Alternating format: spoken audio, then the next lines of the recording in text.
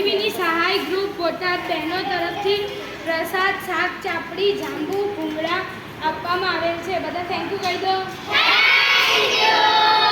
સ્વામિનારાયણ ભગવાનની જય, સનાતન ધર્મની જય, કષ્ટભંજન હનુમાનજી મહારાજની જય, નરનારાયણ દેવની જય, લક્ષ્મીનારાયણ દેવની જય, अपने अपने माता पिताની જય, માતાશ્રીની જય. ભગવાનને થેન્ક યુ.